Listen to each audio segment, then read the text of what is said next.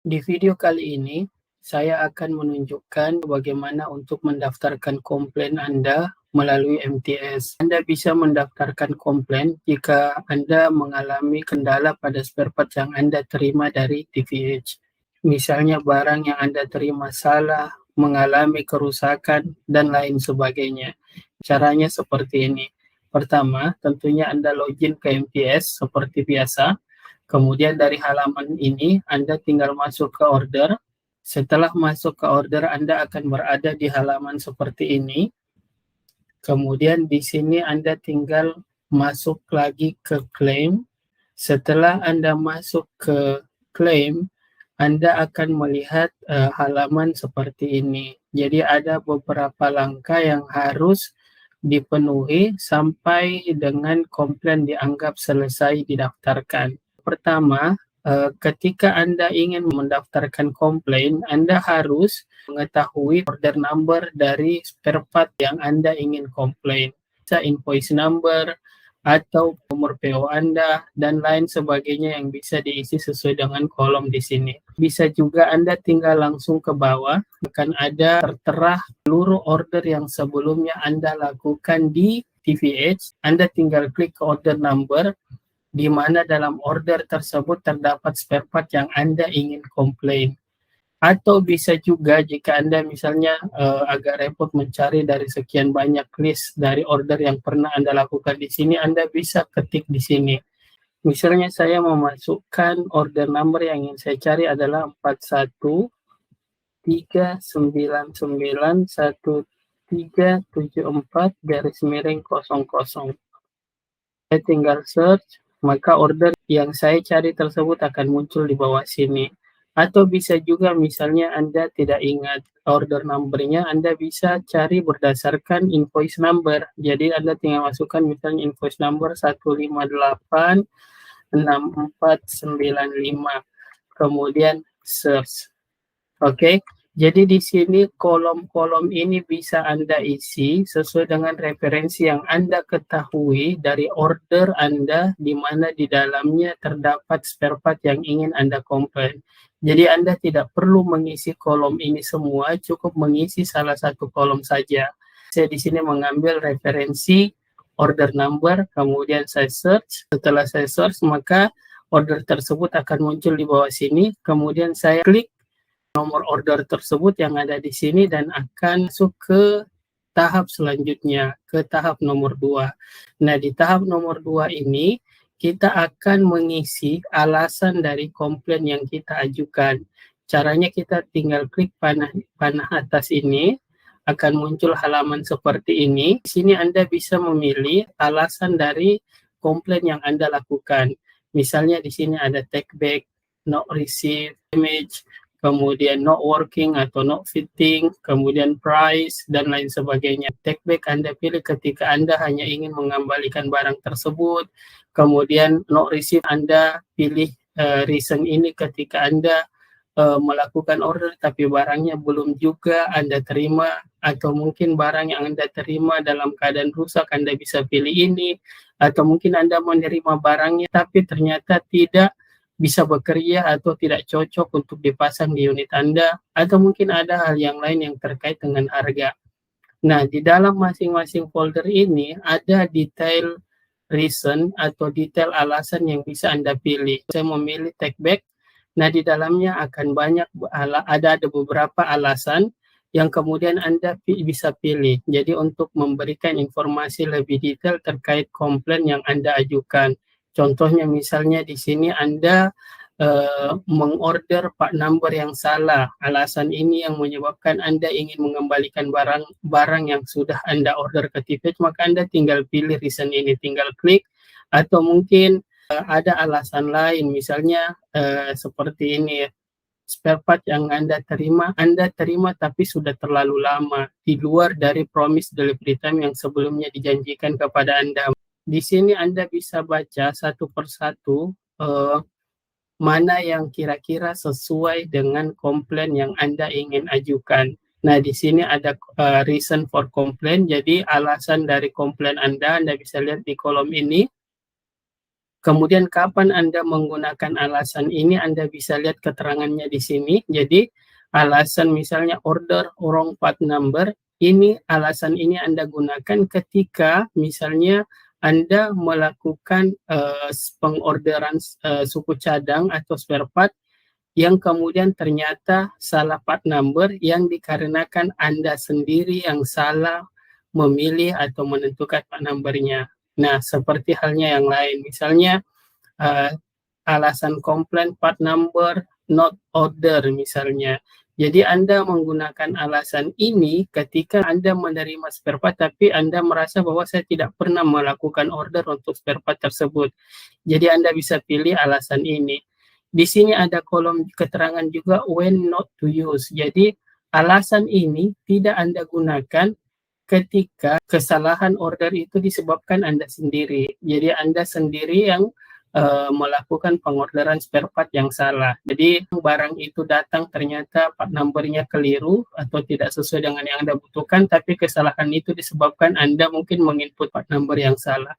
Nah, detail-detail dari alasan-alasan semua Anda bisa baca di sini, kemudian Anda bisa pilih sesuai dengan komplain yang Anda ingin ajukan.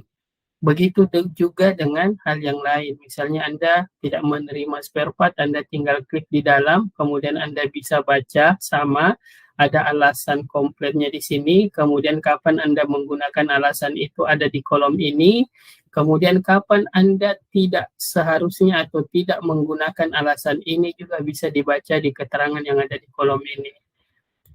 Nah, sama dengan hal yang lain, damage juga seperti itu. Jadi komplain misalnya parts yang diterima damage, mengalami kerusakan. Komplain ini digunakan kapan, Anda bisa baca detailnya di sini.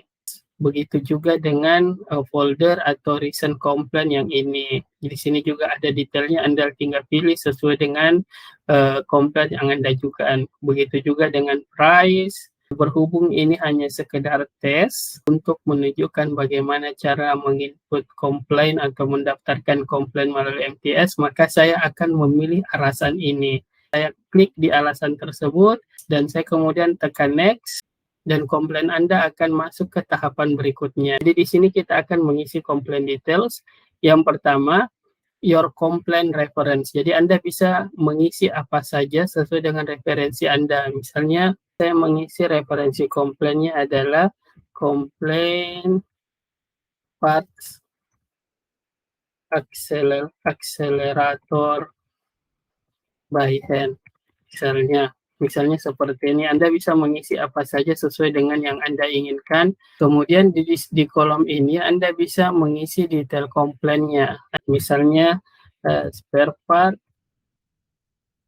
receive not complete and some component